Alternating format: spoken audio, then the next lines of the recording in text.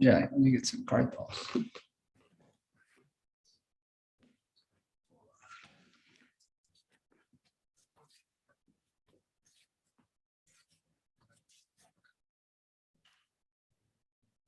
Yeah. Okay, so hopefully all of the technological things will work okay here. Jaya Radha Madhava Kunja Vihari Jaya Radha Madhava Kunja Vihari Gopi Janavalabha Girivardhari Jaya Gopi Janavalabha Girivardhari Yashodanandana Vraja Janaranjana Yashodanandana Vraja Janaranjana Yamunatira Vanachari Yamunatira Vanachari Jaya Radha Madhava Kunja Vihari Jaya Radha Madhava Kunja Vihari Jaya Gopi Janavalabha Girivardhari Jaya Gopi Janavalabha Girivardhari Yashodanandana Vraja Janaranjana Yashodanandana Vraja Janaranjana Yamunatira Vanachari Yamunatira Vanachari Jaya Radha Madhava Kunja Vihari Jaya Radha Madhava Kunja Vihari Shri Radha Kunja Vihari ki jai, Shri Prabhupada ki jai. Om Gyantamanandhasya Gyananjana Shalakaya Chaksurunmritam Yena Tasmai Shri Gurave Namaha Mukam Karoti Vachalam Pangum Langhayate Girim Yat Kripatamaham Vande Shri Guru Dinatarinam Nama Om Vishnupadaya Krishna Presthaya Bhutale Srimate Bhaktivedanta Swami Niti Namine Namaste Saraswate Deve Gauravani Pracharine Nirvishesha Shunyavadi Paschatya Tarine Narayanam Namaskritya Naram Chaiva Narotamam Devim Saraswatim Vyasam Tato Jayamudiraye Vancha kalpatarubhyascha kripa sindhubhya evacha patitanam pavanebhyo vaishnavebhyo namo namaha. Jai Shri Krishna Chaitanya Prabhu Nityananda Shri Advaita Gadadhara Shri Vasadi Gaura Bhaktivinoda Hare Krishna Krishna Krishna Hare Hare Hare Rama Rama Rama Hare Hare. Hare Krishna. So we're beginning today a brief overview of the Madhurya Kadambini by Viśvanātha Ṭhākura. And we'll do it in 5 sessions. So this is part 1 of 5 over the course of 5 weeks, every Saturday morning. And I myself am not so proficient in this book. I read it thoroughly one time, and I'm reading it again with some God brothers, studying it more. So we're making our way through it. And we'll probably finish it in the next 1 or 2 weeks. So for me, this is also a review. I'm just kind of sharing with you my kind of appreciation and summary of the book. And the idea is this is going to just be kind of a brief synopsis. What are the main points that the author, Srila Viśvanātha Ṭhākura, covers?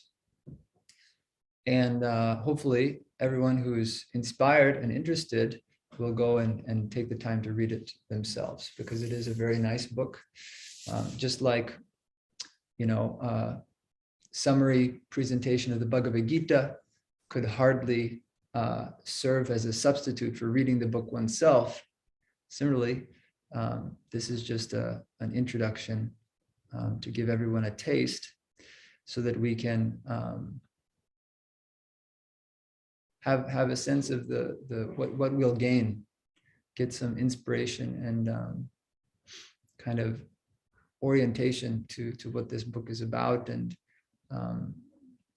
make time to read it on our own whenever seems right. There we go. So there's two kind of main reasons why Viśvanātha Ṭhākura, actually I might have skipped one. Let's see here. Yeah, the author. Yeah, okay. We want to talk a little bit about the author, Viśvanātha Ṭhākura. So he's a 17th century Vaishnava saint. He lived in the 1600s and 1700s. The exact dates of his life are not exactly known, but he was in the fourth generation of disciples from Narottam Das Thakur. He came in the line of Narottam, Srila Narottam Das Thakur. And he's written many wonderful works. He's particularly known for his commentary on the Srimad Bhagavatam. Many of Srila Prabhupada's purports were inspired by and drew from the writings of Viśvanātha Ṭhākura on the Bhagavatam. He also wrote a very wonderful commentary on Bhagavad Gita. And he wrote many prayers, the Gurvashtakam prayers, which are sung daily in ISKCON temples. Samsara dava nalalidha loka tranaya karunya gana ganatvam. That's Viśvanātha Ṭhākura. He also wrote very nice Vrinda Devi Ashtakam and many other prayers. And he also wrote a commentary on the Bhakti Rasamrita Sindhu of Rupa Goswami. So he wrote many wonderful works. And one special contribution came through his disciple, Baladeva Vibhushan, who was like a Shiksha disciple or a student, and a person, like someone that Viśvanātha Ṭhākura inspired and mentored to some degree. And there was this controversy where a certain class of Vaishnavas were trying to remove Radharani from the altar. They didn't think that Radharani should be worshipped with Krishna. They thought she was just some gopi girl, cowherd girl. So they didn't like this idea of worshipping Radha and Krishna. So although the Gaudiya Vaishnavas worship Radha and Krishna, most Vaishnavas worship Lakshmi Narayana, or anyway, it's a very kind of confidential thing, the worship of Srimati Radharani. So in the time of Viśvanātha Ṭhākura, this was a controversy, and he sent his student Baladeva Vibhushan to defend the Gaudiya Vaishnava Parampara. And that's when Baladeva Vibhushan wrote his famous Govinda Bhashya on the Vedanta Sutra. And so thanks to Viśvanātha Ṭhākura and Baladeva Vibhushan, we have a Gaudiya Vaishnava commentary on the Vedanta Sutra, which is a classical philosophical text in the Vedic tradition. So these are some of his contributions. We won't go so in detail now, but that gives a little bit of a picture of who he is, and some of the meaningful contributions he's made to our life. You know, every time we read the Bhagavatam, we're inevitably coming into contact with his realizations and his explication of the scriptures. So why did he write this particular book? It's actually kind of a small book. It's not like a whole commentary on Bhagavad Gita or Bhagavatam. It's only 8 chapters. And the primary reason is to glorify the process of bhakti. So this is how the book begins. The introduction talks about what is bhakti and what is the position of bhakti. And also, equally important, to illustrate how bhakti develops in the life of a devotee. Because this is our path. As bhaktas, Krishna bhaktas, we have accepted the path of bhakti. So what does that path look like? What are the milestones or landmarks that we'll see on the path? How do we know where we're situated on the path? These are some of the questions that are answered in this book. So this is what the reader will gain, is an in-depth knowledge of the different stages of bhakti, an understanding of one's own level of progress, and an eagerness to move ahead on the path. When you're driving and the road is covered in fog, naturally there's a kind of nervousness, you cling tightly to the wheel because you don't know what might lie ahead. There might be 100-car pileup you crash right into. So if we don't know what the path ahead of us looks like, it's very difficult to be confident and enthusiastic. But when the road is clear, when you can see exactly where you're going, and I have to make this turn, I have to make that turn, then you're confident. You have no doubts about whether or not you'll make it to your destination. And you're excited to keep making progress. So that's the value of having this knowledge of each individual stage of bhakti, understanding what it looks like, what are the various obstacles and attributes, so that we can have the right level of eagerness to keep moving forward.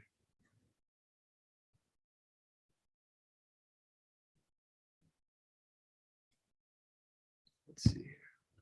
Oh, there we go. So this book is divided into 8 chapters. This is just the first 6. In the next slide, we'll see the remaining 2, plus there's like a 9th section, which is kind of a summary. So the stages of bhakti are given, and each chapter basically is devoted to one stage. So the first is Shraddha, faith, or the origin of bhakti, how bhakti begins, as well as a glorification of bhakti. 2 is Anishtita Bhajana Kriya.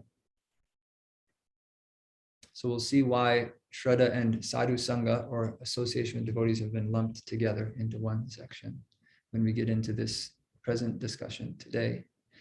But then beginning with next week, we'll get into the 2nd chapter of the book, Anishtita Bhajana Kriya, or unsteady devotional practice, followed by Anartha Nivritti, clearing material impurities, Nishta, steady devotional practice, Ruchi, taste for devotional service, Asakti, attachment to Krishna, Bhava, devotional ecstasy, Prema, pure love for Krishna, as well as a summary at the end, which presents a few key verses and the gradual unfolding of spiritual identification and attachment. So these are the chapters in the book, and like I said, we're just going to do a kind of an overview. It won't be a full, I'm not going to show every single verse that Viśvanātha Ṭhākura quotes. I won't mention every single argument he gives and refutation, all of the different explanations, but just enough to kind of get an idea of what's going on in the book. And hopefully we'll all feel a little bit enlightened, by the contents, even though it's just a synopsis. Still, I think it's enough that we'll get something valuable out of it. So where did these stages come from? Many of us have heard about these stages of Shraddha, Sadhu Sangha, Bhajana Kriya, etc. So this comes from a verse that Rupa Goswami composed in the Bhakti Rasamrita Sindhu.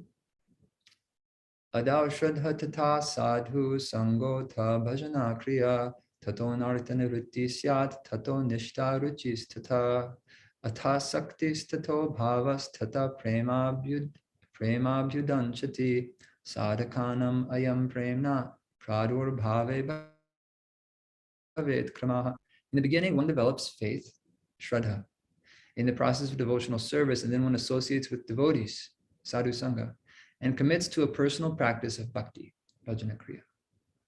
Then one's material attachments are destroyed, anartha-nivritti, and he becomes fixed in sadhana, nishta, and he develops a taste for bhakti, ruchi. After this, one becomes attached to Krishna, asakti, and attains ecstatic love, bhava. And finally, he obtains pure love for the Lord, prema. This is the order in which prema develops for the sadhakas. So in the Bhakti Rasamrita Sindhu, Rupa Goswami explains that there are different ways bhava, or love of God, can develop. And the most common one is sadhana abhinivesha ja, or bhava that arises from absorption in sadhana, sadhana bhakti. So this is the normal path. It is possible to get bhava, or love of God, directly from the mercy of the Lord or his devotee. After one has already begun the path, if one's a little bit inclined towards the Lord, then the Lord can just decide, okay, enough, I'm bringing my devotee to me immediately. But usually it comes through the stage of, through a devotee's practice of sadhana in these various stages.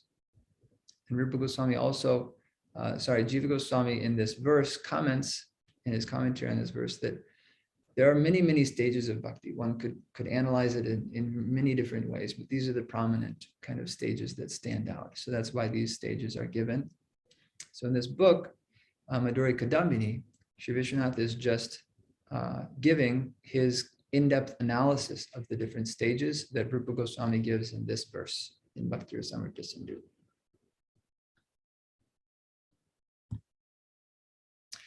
So he begins with some auspicious invocations, two verses specifically. One is a glorification of Caitanya Mahaprabhu, and the next one is a glorification of Srila Rupa Goswami, who is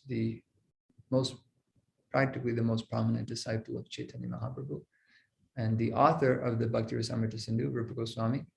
So because Rupa Goswami has given these stages, and because Rupa Goswami is the guru of all Gaudiya Vaishnavas, who are known as Rupanuga Vaishnavas, because Mahaprabhu specifically empowered Rupa Goswami to spread his teachings and systematize them. So the next verse we'll see is a glorification of Rupa Goswami, but this verse first is a glorification of Caitanya Mahaprabhu. Kridva prenava bhakti shashya vitate Sanjivani svagama ramve kamata partudahadmani vishvapagolasini duran me marushakino pisarasi bhavaya bhuyat prabhu Shri Chaitanya kripani rankushamaha Mādhurya Kadambini. The mercy of Svayam Bhagavan, Sri Krishna Chaitanya Mahaprabhu, is like a limitless, uncontrolled cloud bank of extraordinary nectar, Maha-Madhurya, that falls like rain on the heart of the sadhaka. So a Kadambini is like a cloud bank. Like when you look into the horizon and you just see the whole horizon is a big, long row of clouds, dark storm clouds, and you know that this storm is coming. That's a Kadambini. So this book is called Madhurya Kadambini. Hare Krishna. This is a cloud bank, this big row of clouds in the distance, and it's not pouring ordinary rain. It's pouring Madhurya, or sweetness. And what is that sweetness? The sweetness of Krishna Bhakti. So this is the mercy of Caitanya Mahaprabhu, is like that. The shower of his mercy fully bestows vitality upon the crops of the ninefold limbs of devotion, such as Shravana and Kirtana, that have been freshly sown in the field of the sadhaka's heart. So what is that rain nourishing? It's nourishing the devotee's practices of hearing and chanting, Nava Bhakti.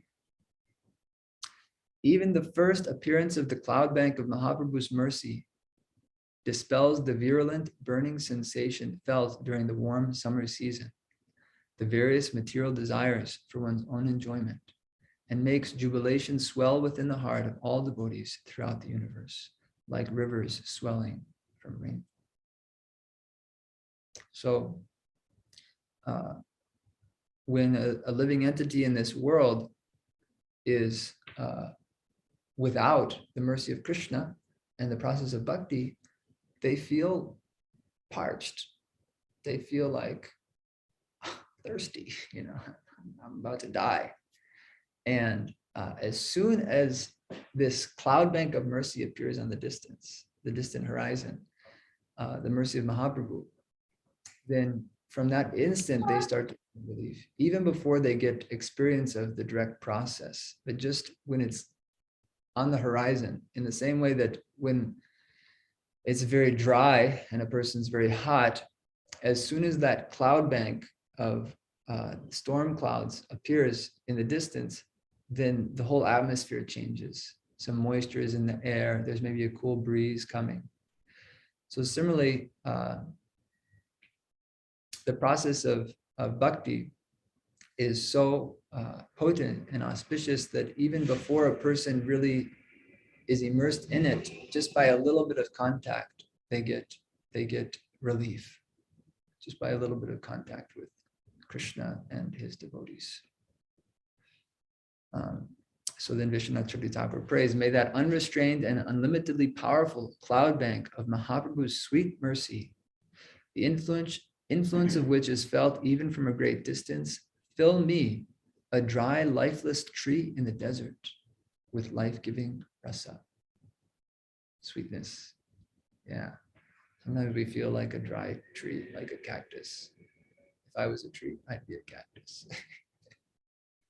We feel like that sometimes, just like what is my life? So Viśvanātha Ṭhākura also felt like that sometimes, even though, he was a very exalted devotee. So that's just the fundamental nature of material existence, is like that, dry, very dry. Especially in the winter in Michigan. It's very dry. So this process of bhakti is giving us rasa, the nectar, the juice of life, which is Krishna bhakti. The next invocation verse, Bhakti purvai shrita tantu rasam pashid yadatadhi tam naumi satatam rupa nama priyajanam hare. The most elevated saints, Mahajanas of former times, also accepted the shelter of Bhakti Devi. Now, however, by the mercy of Sri Chaitanya Mahaprabhu's most dear associate, Srila Rupa Goswami, people who have obtained real intelligence are directly perceiving Bhakti in its form of Bhakti Rasa. I offer my heartfelt obeisances unto Srila Rupa Goswami again and again. So, although bhakti was practiced since time immemorial, the Vedas ultimately teach only bhakti. It wasn't until Chaitanya Mahaprabhu appeared, which he appears every year of Brahma, day of Brahma, which is a whole 1,000 yuga cycles, one Maha Yuga.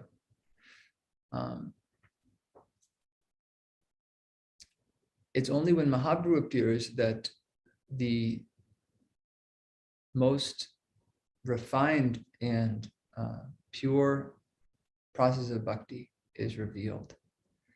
So this is not ordinary bhakti. You can find in different places in the scriptures a description of worship of Krishna and a kind of general understanding of bhakti as service to God, worship of God. But the idea that bhakti is rasa, is cultivating this loving relationship with the Lord in higher and higher stages, up to the point of Madhurya rasa, which is also known as Sringara rasa, or the relationship with the Lord, a relationship with the Lord in the mood of a lover, taking the Lord as one's beloved. This was not revealed so directly or practically at all until Chaitanya Mahaprabhu appeared and demonstrated that by his own activity.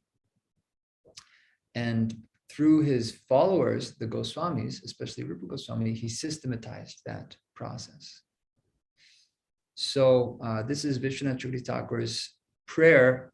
His offering to Rupa Goswami is that thanks to Rupa Goswami, now people understand, they have the ability to understand anyway, that bhakti means rasa. Bhakti means cultivating this loving attachment to Krishna in different rasas or relationships. So the whole science of rasa elaborated on by Rupa Goswami. And thanks to him, we can study that and understand that. We kind of take it for granted because Srila Prabhupada has just incorporated the teachings of all the Goswamis into his purports. So for us, we get some natural exposure. It doesn't occur to us that what we're receiving is actually very special, very rare. But Viśvanātha Ṭhākura here is pointing out that even elevated saints in the past, although they worshipped Vishnu or sometimes Krishna, by the process of bhakti, they didn't have this nuanced and highly developed understanding that we get from Rupa Goswami and the Bhakti Rasamrita Sindhu, which Viśvanātha Ṭhākura is elaborating on specific kind of parts of that in his Mādhurya Kadambini. So the first topic of the book is just a little section on Krishna, that Krishna is the embodiment of rasa, that actually we are meant to have a very intimate relationship with Krishna. The vast majority of people who worship God keep God at a distance. They think that God is great and I am small. God is the controller and I am the controlled. How could I have a loving relationship with the Lord on the intimate platform of friendship? How could I accept God, the Supreme Being, as like a child? How could I accept God as a lover? It's very foreign to most people who talk about God consciousness and worship. So the first thing to understand is that Krishna is the original form of the Lord. He's the avatari, or the source from which all other forms of the Lord come. And he's the embodiment of all rasa, all sweetness. All relationships find their source in him. And so by hearing about Krishna's pastimes with his associates in Vrindavan, we naturally develop attraction to Krishna. And we develop a desire to also experience those pastimes directly, to participate, to serve Krishna and serve his devotees in Vrindavan. And just as Krishna is supremely independent, he may look like an ordinary cowherd boy, but he actually is the supreme person. He's completely independent. In the same way, bhakti, his shakti, his energy, which is an aspect of his internal potency, is also independent. So just as Krishna is not dependent on any material thing, he's completely svatantra, totally his own independent person. He can do whatever he likes. Similarly, his energy, bhakti, is also that way. And so the first chapter, which is what we'll discuss today, it deals with the independent nature of bhakti, and also how bhakti initially manifests in the life of a devotee, how somebody goes from being a conditioned soul, an ordinary kind of person just lost in this world, to being a devotee of Krishna, how bhakti first enters the life of that living being. So bhakti is independent. The rest of the presentation is just covering kind of the main points that Viśvanātha Ṭhākura covers in this first chapter of the Mādhurya Kadambini. So the first is that bhakti is independent. So this verse comes, Savai pumsam paro dharmo yato bhakti radhokshaje ahayatukiya pratihataya yatma suprasidati. that the supreme occupation or dharma for all humanity is that by which men can attain loving devotional service unto the transcendental Lord. Such devotional service must be unmotivated and uninterrupted to completely satisfy the self. So this word ahaituki means that it has no hetu, it has no cause. So bhakti is not caused by something. It's only caused by itself. Just like Krishna is not subject to anyone else. He's the Supreme Lord. There's no other Lord that he has to answer to. Except you could say he has to answer to Radharani. But she's his own internal potency.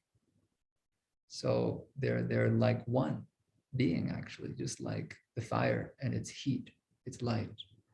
That is Krishna and Radha. So you can't separate them. So even though for the sake of Leela, performing pastimes, they are also eternally distinct.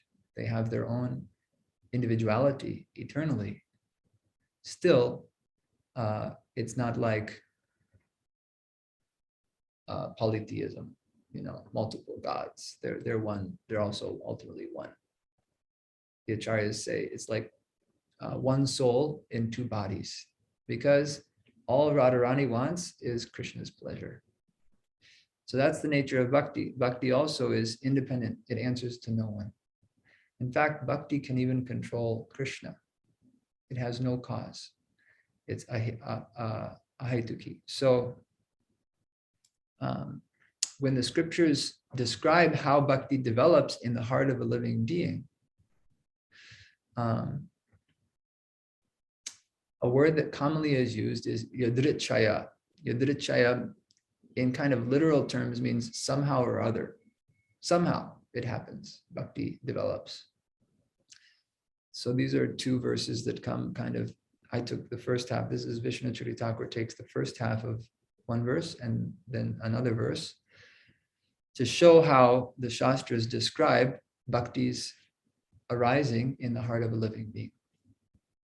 If somehow or other by good fortune one develops faith in hearing and chanting my glories, in this very life he obtains transcendental knowledge, or by good fortune, devotional service unto me. So this yadrichaya term comes up. That's how bhakti begins. That's how bhakti enters into the life of a person in this world, is just by good fortune, somehow or other. But what does that really mean? Viśvanātha Ṭhākura in this first chapter, Madhurya Kadambini, explains that what that really means is that it comes by the mercy of the Lord's devotee. So specifically an intermediate devotee, a madhyama adhikari, someone who is not yet fully absorbed in the Lord and his spiritual identity, they still have some sense of being of this world and participating in this world. They still have some remembrance of what it's like to be a conditioned soul. Their heart has been softened by the mercy of the Lord. They feel very indebted to other devotees, to Krishna, for entering their life and transforming their life. And out of compassion for others, they want to share bhakti. So it's given in the Bhagavatam that they are prema maitri kripopeksha, that they are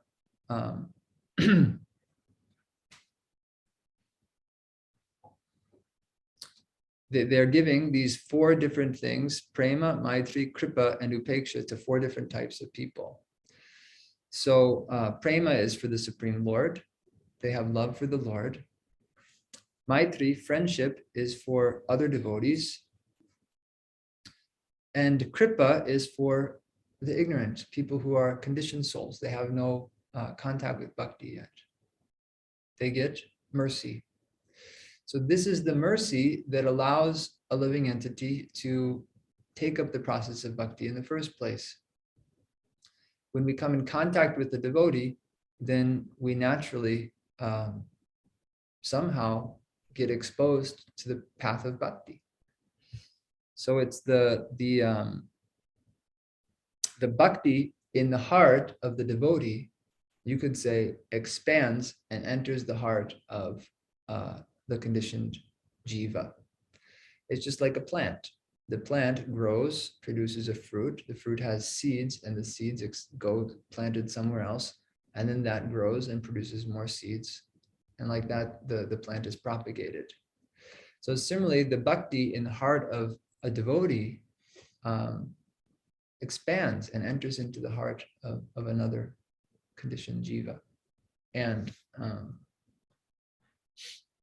takes shelter there. So this is a verse from Rupa Goswami in his Bhakti Rasamrita Sindhu. Ya kenapyati bhagyena jata shraddho yasya sevane nati sakto navairagya bhagasyam adhikari sao. So this is giving the qualification, or who is eligible to practice bhakti. He says, a person who by some tremendous stroke of good fortune awakens faith in serving the Lord, and who is neither excessively attached to nor unduly detached from material existence. They're qualified for bhakti. So that's all of us. Somehow we're not too averse to material life. Like, hey, don't tell me to worship this deity. That's matter. Don't tell me to chant the holy name. That's just a combination of material sounds. I just want to plug my ears and close my eyes and merge into oblivion, samadhi. Certain spiritualists are like that. They're very averse to material life. Other spiritualists are very attached. They want material enjoyment. But the path of bhakti says material enjoyment is illusory. And bhakti offers far superior enjoyment. So certain spiritualists are too attached to embrace the path of bhakti, and instead they stick to their fruitive activities, their different types of worship that are more materially driven, if they take up any spiritual process at all. But one who is able to practice bhakti is a person who has received the tremendous fortune, this ati bhagya, their ati bhagya, or extremely fortunate, which means, Jiva Goswami explains, they have somehow or other in a previous life or in this life had some association with a devotee of the Lord. They've heard from him. They've seen them. And this creates special impressions or samskars in the heart of the living entity. And these aren't ordinary materialistic samskars. These are bhakti samskars, because they give a person the impression, the conviction that, hey, wow, there's something going on here. There's something to this process of bhakti. I want to check it out. I think I should also think about doing it myself.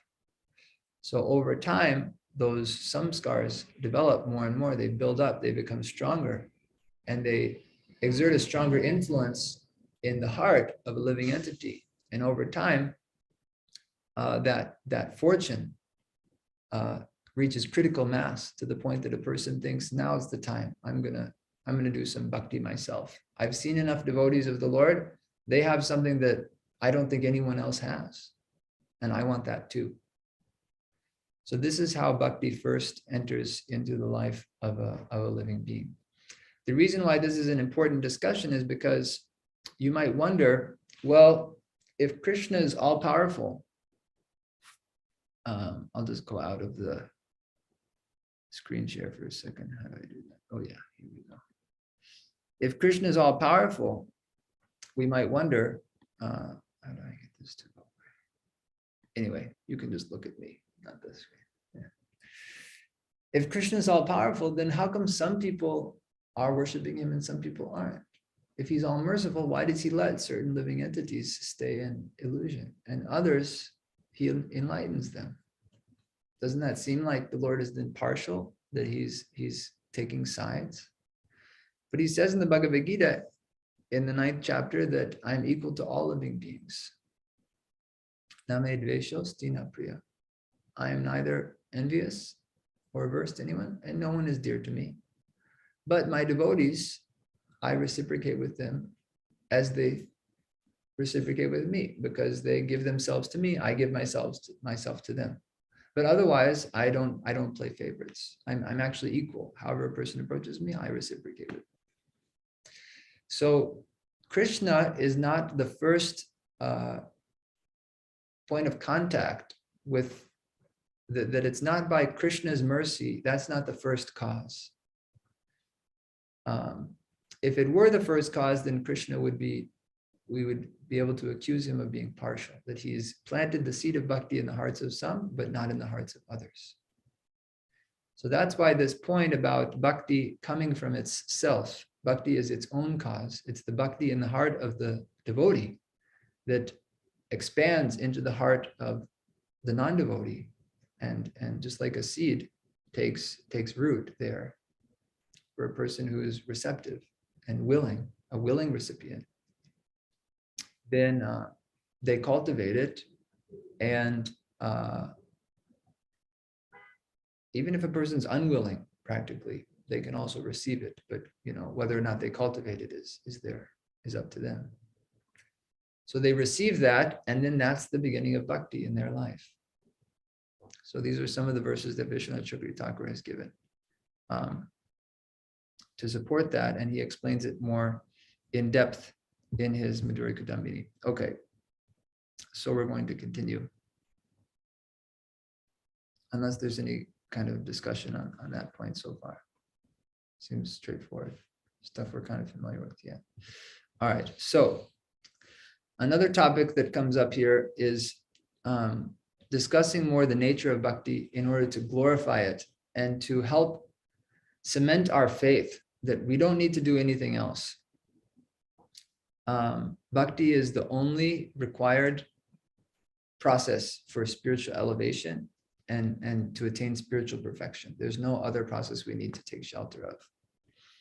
So having established that bhakti causes itself, it comes directly from the bhakti in the heart of a devotee and enters the heart of the non-devotee.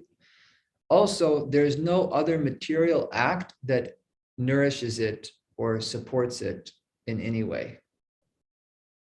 Neither is it caused, it's caused by itself, and it's not caused by anything else. So this is a verse Viśvanātha Ṭhākura quotes.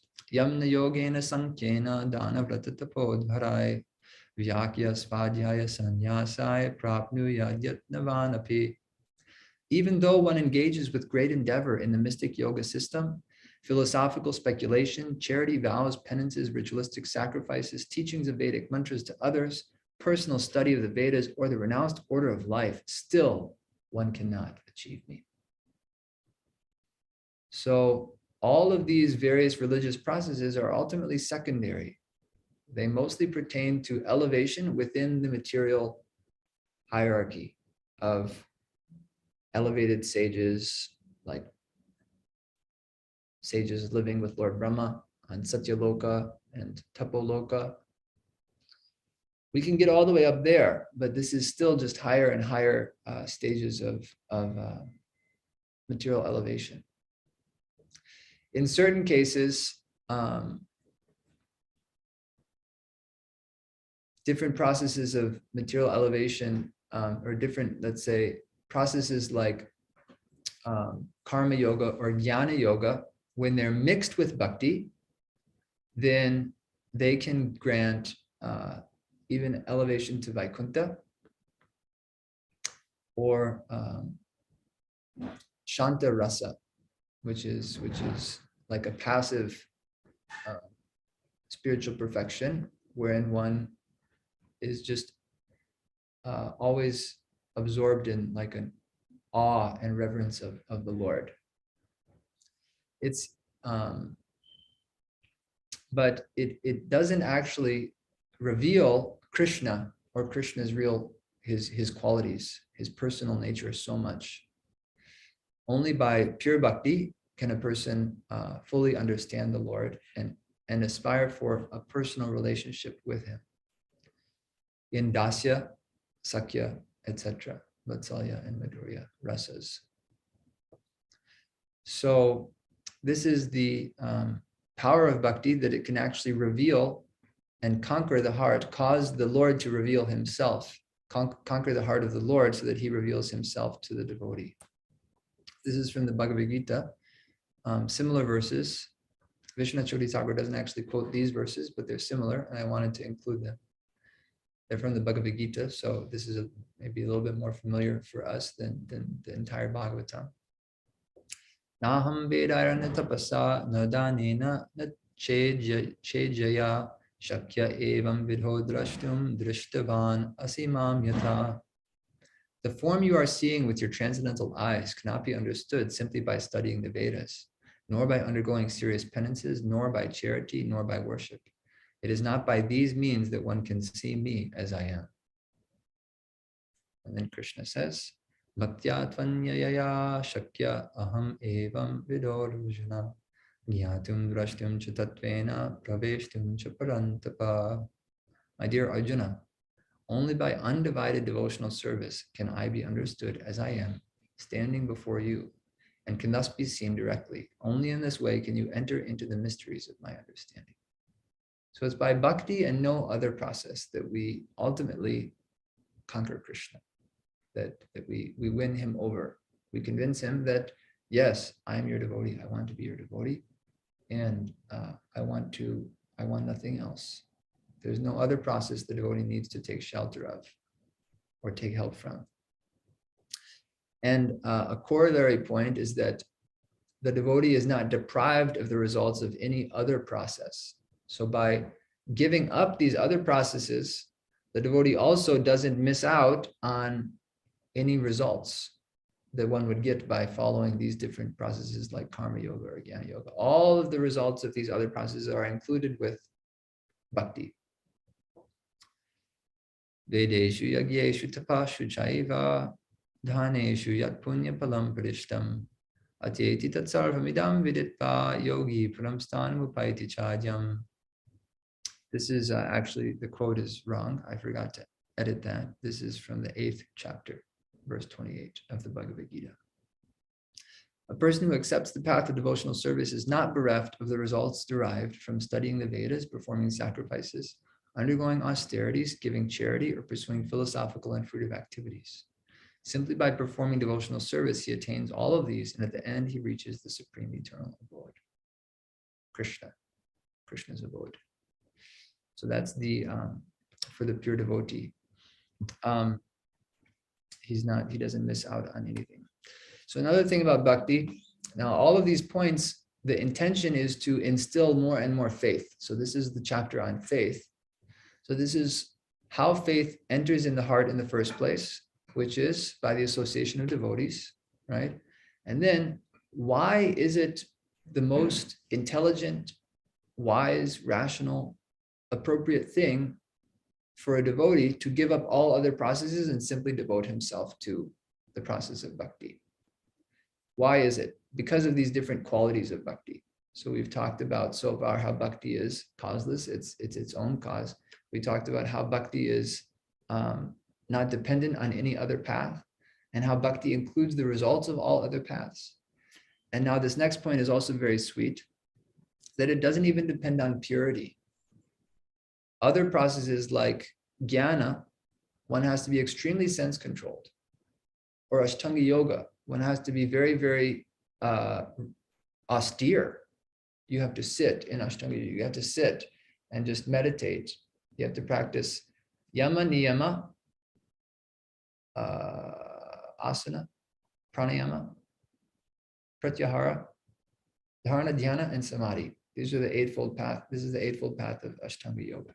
So it begins with yama and niyama. You have to be very regulated in your life, celibate, non-violent, all of these things.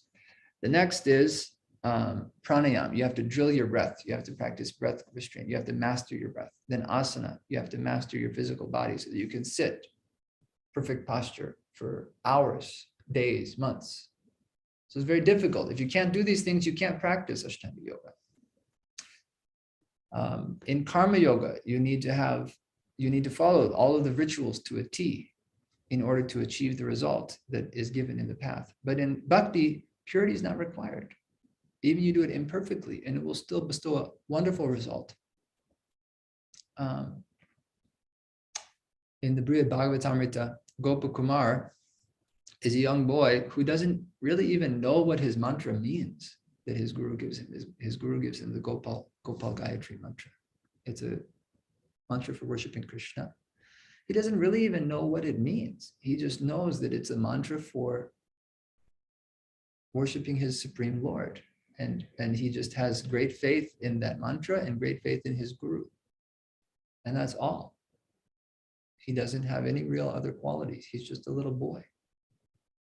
So bhakti is so wonderful that even if a person is devoid of all good qualities, or if they have so many bad qualities, they can still, if they surrender to the process, accept the process, and take shelter of a guru, you still have to do the process. But the point is, it doesn't rely on external purity. So this verse is quoted. Apiche tudiracharo bhajate mam ananyabhak sadhur eva samantavya samyak vyavasito hisam. Even if one commits the most abominable action, if he is engaged in devotional service, then he should be considered saintly because he's properly situated in his determination. And not only is bhakti not dependent on purity, but even it doesn't depend on faith. What that means is, even if a person performs bhakti without faith or unknowingly, still they get results. Still they can advance on the path. So there's another verse that Viśvanātha Ṭhākura quotes. Sakridapi parigitam shuddhaya helaya va briguvara nara matram tarayet Krishna nama. O best of the Brigu's dynasty, having heard once with faith or in negligence, the holy name can deliver any human being. So bhakti is so powerful that it can give results even to persons who practice it without faith. This doesn't mean that you can get the highest results, but still you'll get something. So this is how wonderful bhakti is, that even if it's performed imperfectly or with an impure heart or improper intention, still it will give results. But these other processes will punish a practitioner who performs it improperly. But bhakti will give something.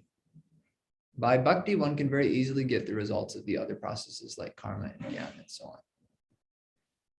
So this is the glory of bhakti. Hare Krishna.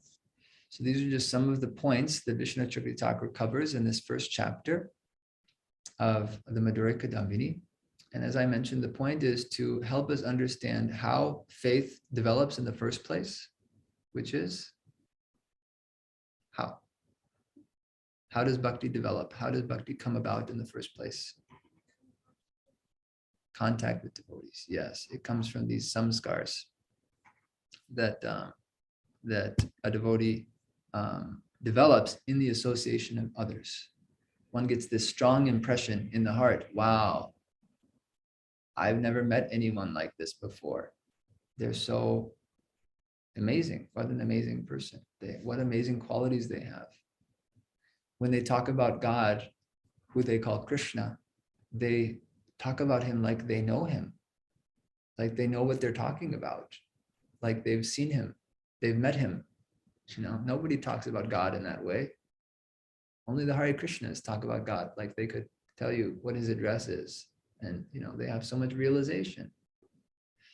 So these kinds of experiences and encounters create these impressions in the heart, and we develop faith. That's how faith begins, from association and then the mercy of the devotee. Their mercy is that they speak about Krishna and they chant Krishna's names and they somehow or other engage us in the process of bhakti. Usually it's in the beginning, usually it's primarily hearing about Krishna, and then they may engage us in some other service also. So that's how bhakti begins. And then the second aspect of this chapter is glorifying bhakti, explaining the position of bhakti so that we can take full shelter of it and know that we'll not be bereft of the results of any other religious processes, that actually I don't have any other duty in my life than to become a bhakta of Krishna. All the other duties in my life, the other roles in my life are simply meant to bring me to this point of just being an unalloyed devotee of Krishna. So that's the first chapter. So then in the next chapter, Viśvanātha Ṭhākura gets into Anishtita Bhajana Kriya. So a person who's come in contact with devotees, who's attached to associating with devotees, they identify with devotees to some degree, and they have faith in the process of bhakti, then they take up activities of devotional service, bhajana kriya. But because they're still rather materialistic in their consciousness, they still have attachments, then their practice is unsteady.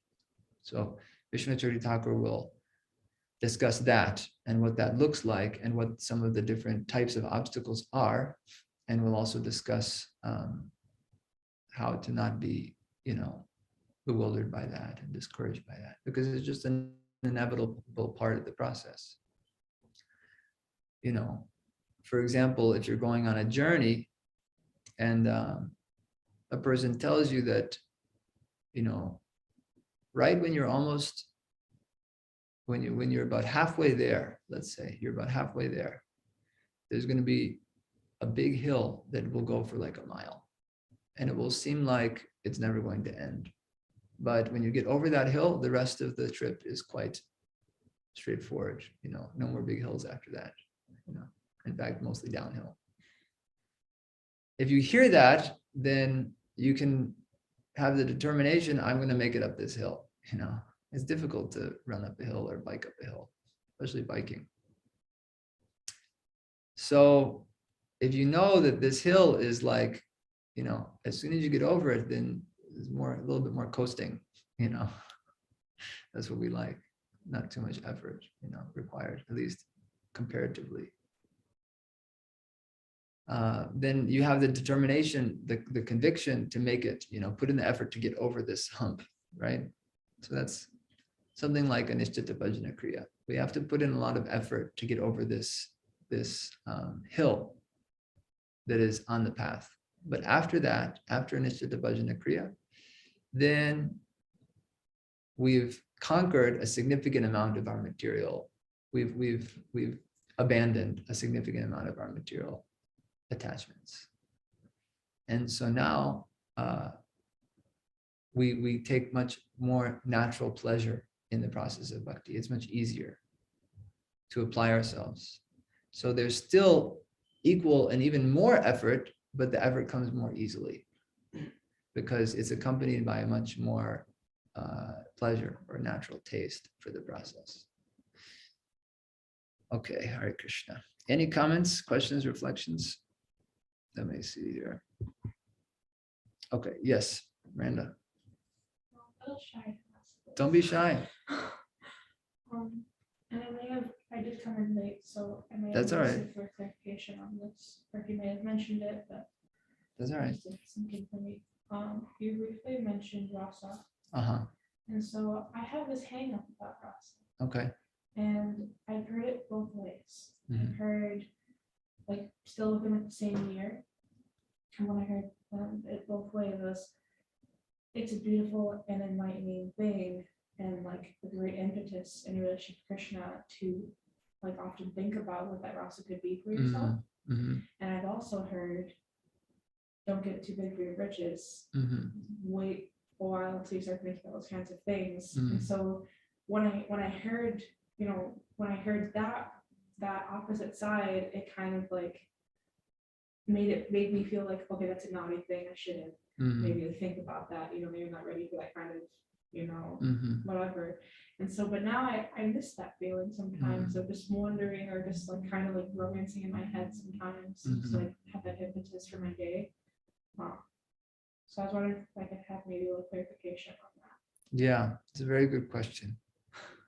Very, very good question. And there's some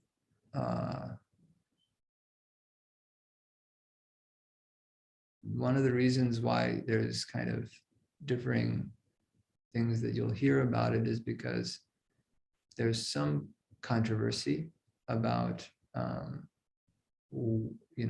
at what stage it's appropriate.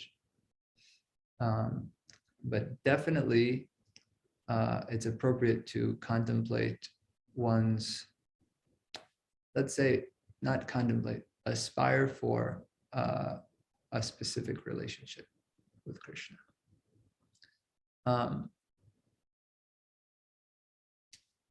What's always safe for us, and safe means that,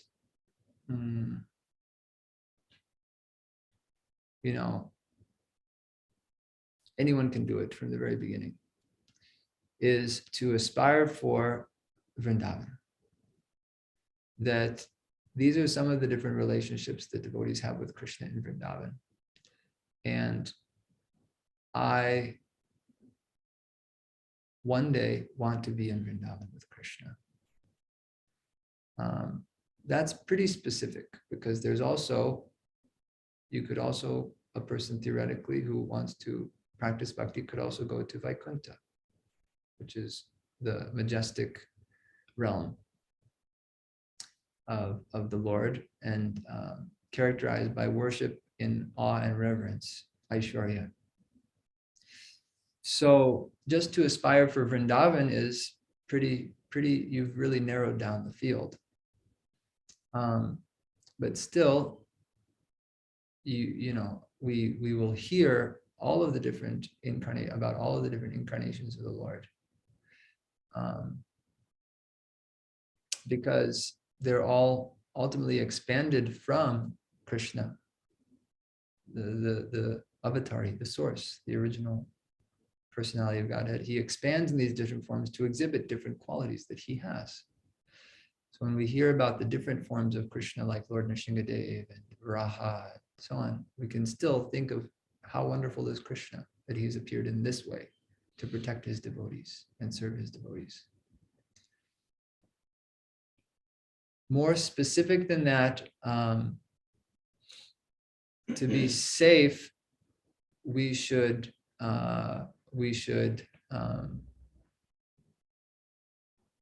have passed through anartha nivritti and be more on the level of nishta bhakti. So what this book covers is what that stage of unsteady bhakti looks like. If we're still in the stage of unsteady bhajana kriya, then it's generally not going to be helpful to dwell on and specifically cultivate thoughts of serving Krishna in a specific way. The reason is because our sense of identity is still influenced by material conceptions.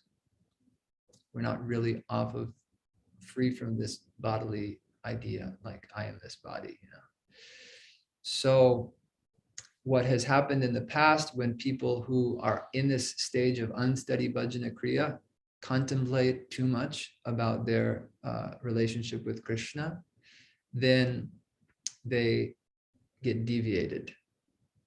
For example, there was one disciple of Śrīla Prabhupada who tried really hard to just throw everything out and say, I'm just going to sit down and chant Hare Krishna and meditate on Radha and Krishna's pastimes, and imagine myself to be like a Manjari maidservant of Radha and Krishna, serving them in their conjugal pastimes in Vrindavan during the early morning hours, or the late night, or the noontime pastimes. There's very different times of day when Radha and Krishna can sneak away and spend time together. And so there's certain servants of Radha and Krishna who have services that they perform at that time to facilitate these meetings. So there's one devotee, a disciple of Śrīla Prabhupada, who thought, I'm done with material life. I'm just going to chant and absorb myself in that. And he tried that for some time. But because he wasn't advanced enough to sustain that, he didn't have real taste for that process. So he very quickly became discouraged. And because he didn't take guidance from advanced devotees at that time, he became doubtful about the process. He thought, maybe the process that was given to me is incomplete, and there's something else that is required in order to assist in that type of meditation. And so he began to associate with sahajiyas. These are people who use, they basically have a very, very loose practice of spiritual life. They're very unregulated. So like one of their prominent practices is they'll have like a man who's in this body. He may aspire to be a gopi of Krishna, but he's a male in this body, and so he will find different female sexual partners and have intercourse with them. And while having intercourse, try to meditate on like Radha and Krishna's sex life. So this is not authorized. In fact, it's very gross. And it doesn't make spiritual advancement, it makes spiritual degradation. So love and lust are compared to gold and iron. For a child, it's metal, you know, metal and metal, or like gold and fool's gold, you know. For someone who doesn't know any better, they look the same, they feel the same. I'll take one, I'll take the other. What's the difference? So while we're in the stage of unsteady bhajana kriya, it's very easy to have different thoughts and feelings and desires and think that, oh, this is all bhakti and it's for Krishna. But what can actually happen is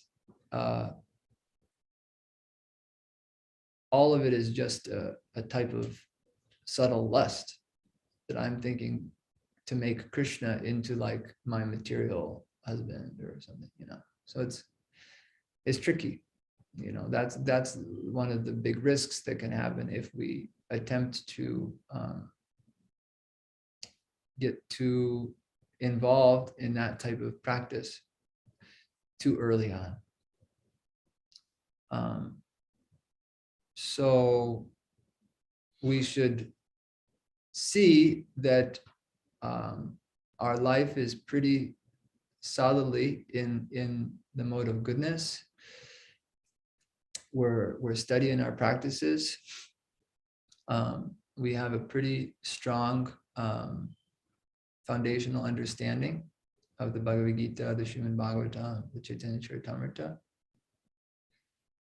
And then the aspirations that come up, we can be open, because it's natural that will come. It's healthy. One should have spiritual desires.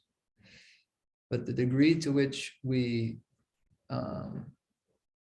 dwell on those desires and kind of, you know, lose ourselves in those desires is going to depend on how advanced we are, which is demonstrated by tangible milestones, you know. So the prudent thing is to, the safe thing, the responsible thing is to hold off on too much, you know. But there's certain prayers that we can learn that are safe, you know, like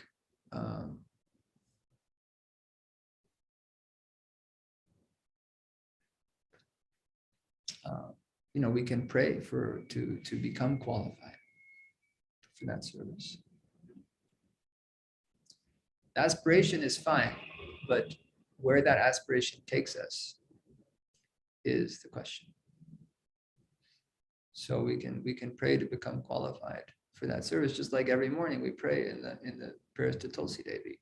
We pray, "Oh Tulsi, please make me a maidservant." You know.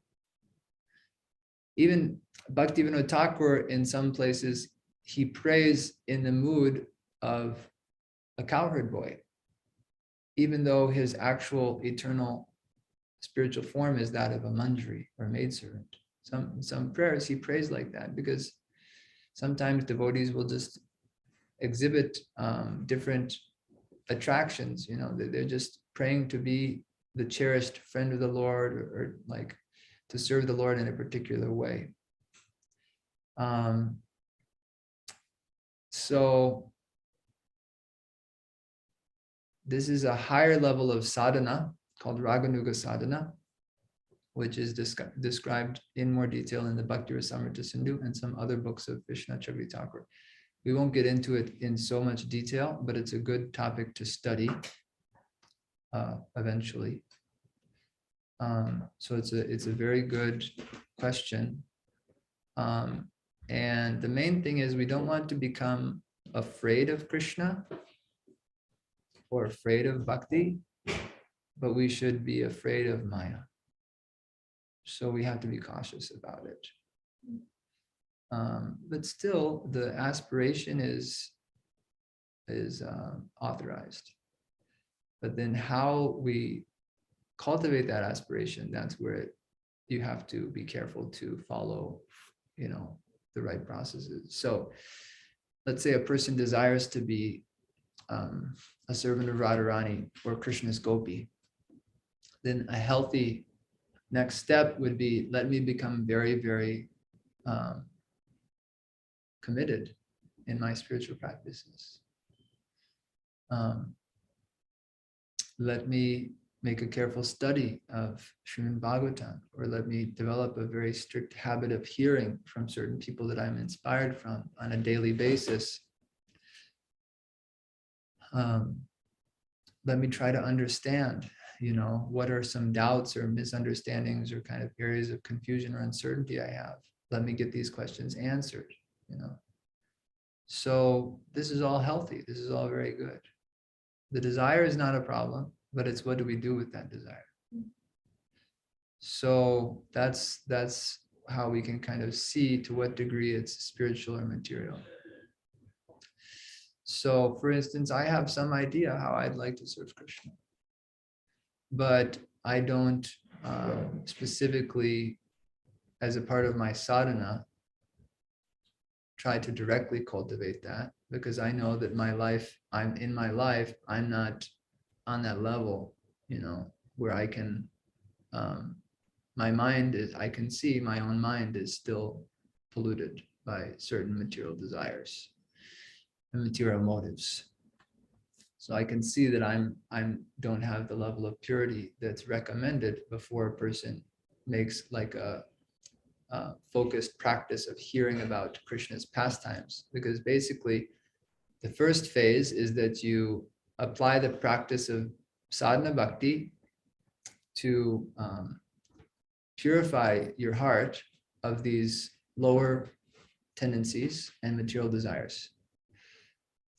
When you reach a certain level of purity, and also simultaneously through practicing bhakti in a way that purifies your heart, and also what it does is it nourishes that aspiration that let me be a servant of Krishna, then that aspiration reaches a certain kind of intensity that then one is has like a sense of very strong desire that's backed by a strong sadhana, and a very regulated sattvic life. Then one can make a more systematic study of Krishna's activities with that particular type of devotee, whether it's cowherd boys or gopis or Krishna's parents. And one will study their personality, their qualities. So all of this is there in the Bhakti Rasamrita Sindhu. Rupa Goswami gives kind of a short glimpse of the different aspects of each of these rasas, so that a devotee can consciously cultivate similar feelings internally, even while externally they are carefully following the process that's given by Srila Prabhupada and our acharyas for how we act in this life. But internally in his heart, they're thinking, I want to serve Krishna like this devotee does. So that's kind of the next phase that we can look forward to. Is in the current phase, we're preparing ourselves. In one sense, it's like pre-sadhana. We're not even on sadhana yet. We're like getting ready for school. Got to get my things together.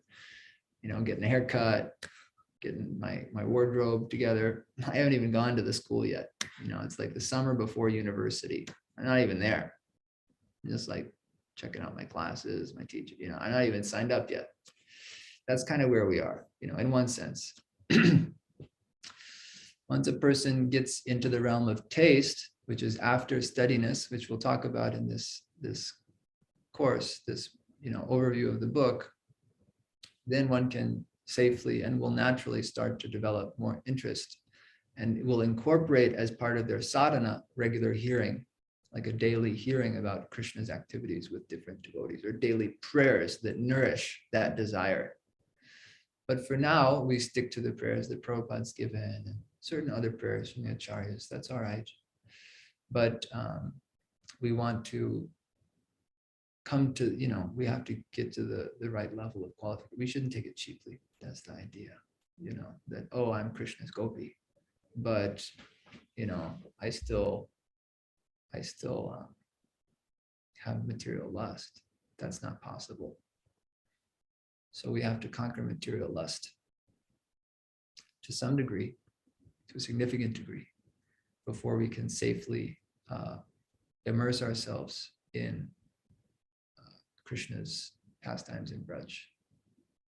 Otherwise, there's a great danger we'll impose our material desires and material ideas into that spiritual realm. But we can look forward to being able to one day make a more focused practice, cultivation. That is part of the process that we've been given. And it's there in the Bhakti Rasamrita Sindhu. To daily, just as you're describing, think of Krishna in a certain mood. Pray to Krishna, speak to Krishna in a certain way. Express specific desires for service.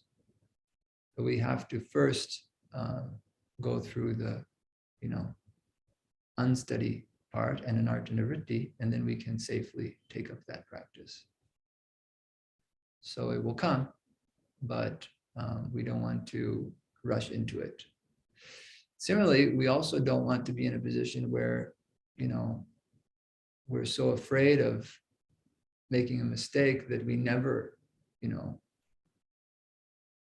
follow. We just, constantly put off that thing. Actually, looking forward to that day in our spiritual life where we can cultivate that relationship with Krishna is very powerful impetus. So it will be very powerful. We'll be able to pray with greater intensity and feeling than others who are just kind of in a regulated manner trying to purify themselves and don't have any real specific aspiration. So both sides are there. Both can be a problem. Dear Mahaprabhu is giving an additional point, which is very important, very good. He says the secret is to dive deep into Mahaprabhu's pastimes right now. Gora prema rasarnave, she tarange jeba dube, she radha madhava antaranga. So this is pointing to the fact that the same Krishna has appeared in Kali Yuga as Chaitanya Mahaprabhu. And by deeply embracing his mission and his movement and identifying as his servant or the servant of his servant, then that will automatically reveal our relationship with Krishna in Vrindavan, because it's the same Krishna and it's the same set of servants. So by diving into Mahaprabhu's Sankirtan movement, then one can experience the same essence of Krishna's pastimes in Vrindavan. Yeah, that's an essential point. Thank you for that. Yeah, if I could add also hearing Gaura Lila. I mean, of course, as you just pointed out, conceiving of ourselves as already being in Gaura Lila at one layer, and then wanting to see the direct connection with Radha Krishna's Lila and Gaura Lila, that's essential also. But hearing the pastimes of Mahaprabhu and his associates and feeling totally permitted go into that ocean safely, knowing that if we drown there, then we come up in Radha Krishna Lila. That's Narata. This is a line from Narottam Das Thakur, a bhajan, Gauranga Balite, or not a Gauranga Duti Pada. And that's what he's saying there. If one dives deep into the Leela of Mahaprabhu, then you come up in Radha Krishna Leela. Yeah. That's so funny. I was thinking, like, before I asked the question, I was like, I wonder if I should ask you this question. And then Yeah. that's the answer. Sweet. Yeah. So it's by Mahaprabhu's mercy, that one will never get Krishna or Radha and Krishna without the mercy of Mahaprabhu. And to get the mercy of Mahaprabhu, one needs the mercy of Nityananda Prabhu. And he manifests as the spiritual master. So by worshiping the spiritual master in this body, with this body, and serving the mission of Nityananda Prabhu and Chaitanya Mahaprabhu in this life, and hearing the pastimes of Gaura and their associates, and aspiring for their service in their mood, then that naturally brings us to the service of Radha and Krishna and the moods of their associates. So it's all, one thing. Hare Krishna. All right. So maybe we'll stop there. Any other comments? Questions? It's a little bit late. So we'll continue next week, getting into Anishtita Bhajana Kriya. Hare Krishna. Srila Prabhupada ki jai. Shri Viśvanātha Ṭhākura ki jai. Gauranga Hare. Antakalpatisha kripa sindhubhyev cha patitanam pavanebhyo Vaishnavebhyo namaha. Hare Krishna.